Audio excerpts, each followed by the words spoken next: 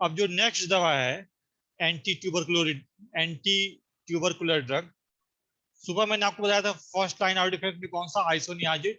अब दूसरी दूसरी मेडिसिन कौन सी है, रिफैम्पिसिन।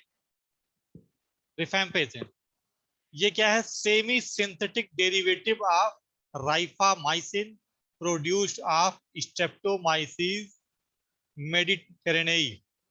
ये एक बैक्टीरिया होता है स्ट्रेप्टोमाइसिस मेडिटेरेनेई, उससे एक प्रोडक्ट निकलता है राइफामाइसिन। उसको थोड़ा प्रोसेसिंग किया जाता है तो क्या बन जाता है, rifampicin. Active in vitro against gram positive and gram negative cocci. ये लैब में टेस्ट ट्यूब के अंदर देखा गया कि ये इन विट्रो एक्टिविटी है इसमें against gram positive bacteria and gram negative bacteria के लिए। दूसरी चीज क्या है,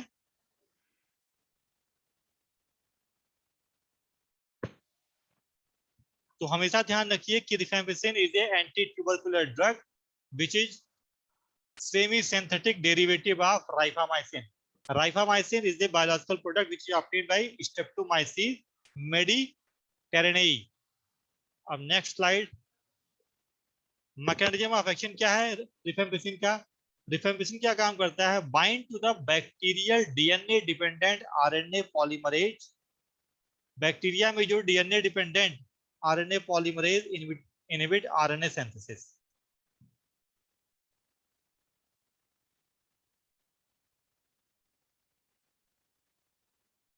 बैक्टीरिया के अंदर एक एंजाइम होता है आरएनए पॉलीमरेज, उस आरएनए पॉलीमरेज को जाकर के ये इनहिबिट कर देता है। जब आरएनए पॉलीमरेज को इनहिबिट कर देगा तो आरएनए सिंथेसिस नहीं हो पाएगी। दूसरा तरीका क्या है, बैक्टीरिसाइडल फॉर माइकोबैक्टीरिया। ये माइकोबैक्टीरियम के लिए क्या है, bactericidal. Rapidly penetrate most tissue and penetrate into phagocytic cell. जितनी भी फेगोसाइटिक सेल होती हैं इसमें वो इजीली पेनिट्रेट कर ले जाता है। कैन किल ऑर्गेनिज्म दैट दो आर, अब इसमें क्या है, जितने भी इंट्रासेलुलर बैक्टीरियम है या एक्स्ट्रा सेलुलर बैक्टीरिया उन दोनों को ये किल कर देता है। अब अगर कभी टीबी के बैक्टीरिया में म्यूटेशन हो गया, इससे क्या होगा, वो आरएनए पॉलीमरेज से बाइंड नहीं करेगा, इससे क्या होगा, रेजिस्टेंट डेवलप हो जाएगा। तो ध्यान रखिए कि rifampicin is a anti tubercular drug which is obtained from rifamycin. Rifamycin is a biological product which obtained from Streptomyces mediterraneae। ये एक बैक्टीरियम होता है। इसका काम करने का, बैक्टीरिया का जो जैसे हमारी सेल के अंदर क्या होता है, एक डीएनए होता है, वो डीएनए आरएनए बनाता है, फिर आरएनए से प्रोटीन बनती है। ऐसे ही बैक्टीरिया भी क्या है, एक प्रोकैरियोटिक सेल है, वहां भी आरएनए बनने की जरूरत होती होगी ताकि बैक्टीरिया की प्रोटीन बन सके। तो बैक्टीरिया को अपनी प्रोटीन बनाने के लिए अपना आरएनए होना चाहिए। बैक्टीरिया को अपना आरएनए बनाने के लिए जिस एंजाइम की जरूरत होती है उसे क्या नाम देते हैं, आरएनए पॉलीमरेज। ये क्या करता है, रिफैम्पिसिन आरएनए पॉलीमरेज से जाकर के बाइंड कर देता है और उसको काम करने नहीं देता है। जब आरएनए पॉलीमरेज काम नहीं करेगा तो क्या आरएनए बनेगा, जब आरएनए नहीं बनेगा तो बैक्टीरिया की प्रोटीन नहीं बनने पाएगी। बहुत बार ऐसा होता है कि कुछ ऐसे बैक्टीरिया होते हैं जिनके अंदर म्यूटेशन डेवलप हो जाता है।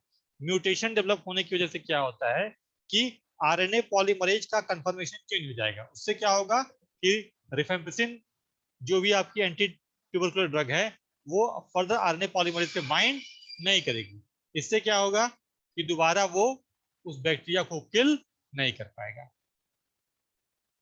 अब फार्माकोकाइनेटिक्स क्या है इसका, वेल एब्जॉर्ब, कि खाने के रास्ते अगर हम इस दवा को लेते हैं तो इजी वे में एब्जॉर्ब हो जाता है और ज्यादातर इसका एक्सक्रीशन होता है through the liver into bile.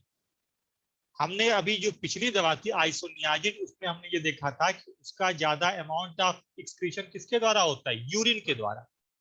ये जो दवा है रिफैम्पिसिन, इसका ज्यादा अमाउंट में एक्सक्रीशन किसके द्वारा होता है, लिवर में। किसके द्वारा, बाइल।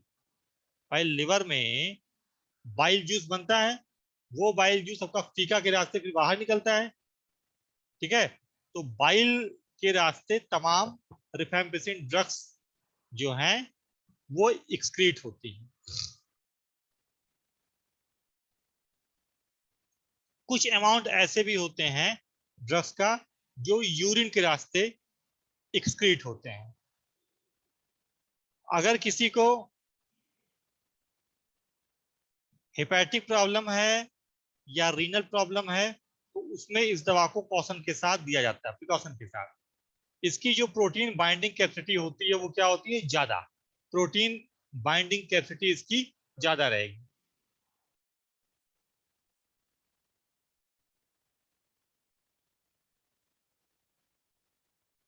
अब देखो, फार्माकोकाइनेटिक पैरामीटर में हम क्या पढ़ते हैं, फार्माकोकाइनेटिक पैरामीटर में हम बेसिकली पढ़ते हैं about absorption, distribution, metabolism and excretion के बारे में। तो रिफैम्पिसिन जो दवा है, रिफैम्पिसिन दवा अगर हम ओरली लेते हैं तो ओरली ये इजी वे में एब्जॉर्ब हो जाती है। एब्जॉर्ब होने के बाद ये अपना काम करेगी, काम करने के बाद मेटाबॉलिज्म होगा, मेटाबॉलिज्म होने के बाद ये एक्सक्रीट होगी। कहाँ से एक्सक्रीट होती है, ज्यादातर दवाएं एक्सक्रीट होती हैं यूरिन के रास्ते से, लेकिन ये जो मेडिसिन है वो यूरिन के बजाय लिवर से एक्सक्रीट होती है। लिवर में भी किसके द्वारा, लिवर में जो बाइल जूस बनता है वो बाइल जूस आगे जाके मिक्स होता है गैस्ट्रो इंटेस्टाइनल ट्रैक्ट में फ्रॉम फूड, फिर वहां से वो फीका के रास्ते बाहर निकलता है। तो ज्यादा amount of rifampicin eliminate via bile, लेकिन कुछ ऐसे अमाउंट भी होते हैं जो यूरिन के रास्ते भी एलिमिनेट होते हैं, लेकिन वो यूरिन के रास्ते जो एक्सक्रीशन है वो क्या है, कम। दूसरी चीज क्या है, अगर किसी पेशेंट को रीनल या किडनी की दिक्कत है तो उसको ये दवा एहतियात के साथ दी जाती है। इसमें प्रोटीन बाइंडिंग ज्यादा होती है। बेसिकली जब भी आप कोई दवा खाते हैं तो जब वो सिस्टमिक ब्लड सर्कुलेशन में पहुंचती है तो सिस्टमिक ब्लड सर्कुलेशन में प्लाज्मा प्रोटीन मौजूद होते हैं। उन प्लाज्मा प्रोटीन से हमारी दवाएं जाकर के जुड़ जाती हैं। इसे हम क्या कहते हैं, प्रोटीन बाइंडिंग। तो इस दवा का प्रोटीन बाइंडिंग क्या है, स्ट्रांग है, ज्यादा अमाउंट में बाइंड करती है। अब इसकी जो डोज लेते हैं वो क्या, 10 mg per kg per day OD for 6 months in combination with isoniazid or other anti-tubercular drug। Generally ये दवाएं कॉम्बिनेशन में ही ली जाती हैं।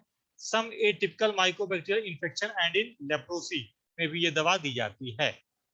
इसके अलावा हीमोफिलस इन्फ्लुएंजा टाइप बी, उसमें भी ये दवा दी जाती है फॉर द प्रोफाइलैक्सिस।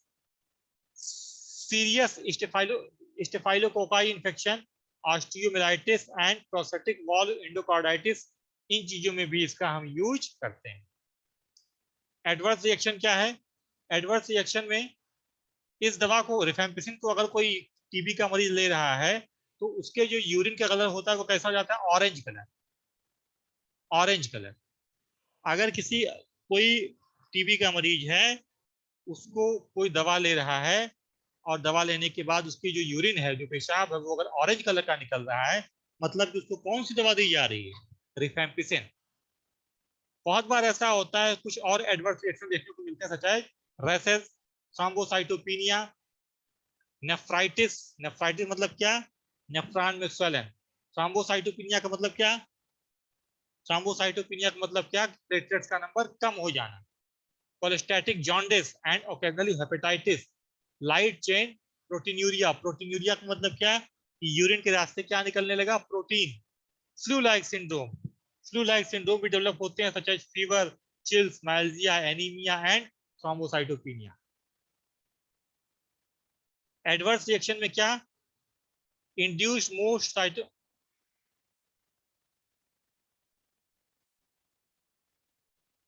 सीधे आगे चलते हैं।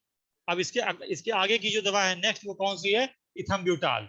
इथम्ब्यूटाल क्या है, इथम्ब्यूटाल इज ए बैक्टीरियोस्टैटिक। बैक्टीरिसाइडल और बैक्टीरियोस्टैटिक में क्या अंतर है, बैक्टीरिसाइडल बैक्टीरिया को मार देता है, बैक्टीरियोस्टैटिक बैक्टीरिया को मारता नहीं बल्कि उसकी ग्रोथ को रोक देता है। इससे क्या होगा कि जितने बैक्टीरिया होंगे अब उनके आगे पॉपुलेशन नहीं बढ़ पाएगी, धीरे धीरे वो अपना नॉर्मल जीवन चक्र खत्म करके मर जाएंगे। तो ये कैसे होती है ethambutol, ethambutol is a bacteriostatic agent. Additionally it slow the rate of sputum conversion. होता क्या है कि टीबी के मरीजों में जो कफ निकलता है उसमें ब्लड आने लगता है, बलगम। तो बलगम के प्रोडक्शन को इथम्ब्यूटाल काफी हद तक कम कर देता है। इसको जनरली हम कॉम्बिनेशन के साथ ही देते हैं।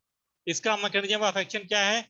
Inhibit mycobacterial arabinosyl transferase and essential component of the mycobacterial cell wall. Again जो हमने आइसोनियाजिन में पढ़ा था कि आइसोनियाजिन बैक्टीरियल सेल वॉल में मौजूद माइकोलिक एसिड की सिंथेसिस को रोकता है, ऐसे ही एक एंजाइम होता है अरेबिनोज ट्रांसफरेज, जो कि जरूरी होता है बैक्टीरियल सेल वॉल को बनने के लिए। तो अरेबिनोसिल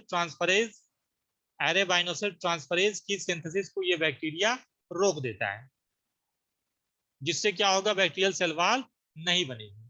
रेजिस्टेंस क्यों होता है? रेजिस्टेंस इस दवा को लंबे समय तक खाने के बाद बैक्टीरिया के अंदर रेजिस्टेंस डेवलप हो जाता है, क्योंकि बैक्टीरिया का जो जेनेटिक पैटर्न होता है वो चेंज हो जाता है। इसको भी हम क्या करते हैं कि कुछ कॉम्बिनेशन में ही दिया जाता है। अब फार्माकोकाइनेटिक क्या है? ये दवा भी खाने के रास्ते लेने पर इजी वे में एब्जॉर्ब हो जाती है। इस दवा का जो 20% पोर्शन है वो फीका के रास्ते इलिमिनेट होता है और 50% पोर्शन यूरिन के रास्ते इलिमिनेट होता है। इसका जो बायोलॉजिकल हाफ लाइफ है वो कितना है? 4 घंटे। अगर किसी को किडनी की दिक्कत है तो उसको ये दवा बहुत ही एहतियात के साथ देनी चाहिए। अब एडवर्स रिएक्शन में क्या है? एडवर्स रिएक्शन में न्यूराइटिस, रिट्रोबल्बर न्यूराइटिस। न्यूराइटिस मतलब क्या कि जो न्यूरॉन्स हैं उसमें कहीं ना कहीं स्वेलन, कभी कभी it cause loss of visual activity and red green colour blindness. कभी कभी इसकी वजह से विजुअल एक्टिविटी कम हो जाती है, दिखाई पड़ना कम हो जाता है, या रेड ग्रीन कलर ब्लाइंडनेस भी डेवलप होने की चांसेज हो जाती है। Contraindicated in children too young to permit, जो बहुत ही यंग एज के चिल्ड्रंस हैं उसको उसमें ये दवा नहीं दी जाती। अब इसके आगे हम आपको पढ़ाएंगे नेक्स्ट लेक्चर में। Thank you.